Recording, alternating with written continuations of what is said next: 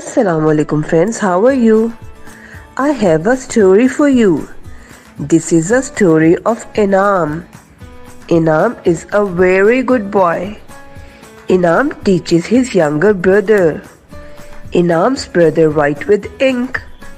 He makes an igloo on paper. Inam and his brother catch an insect with net.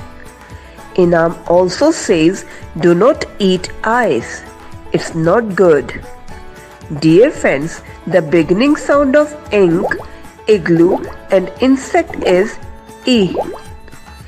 E. E. E. Say as E. E.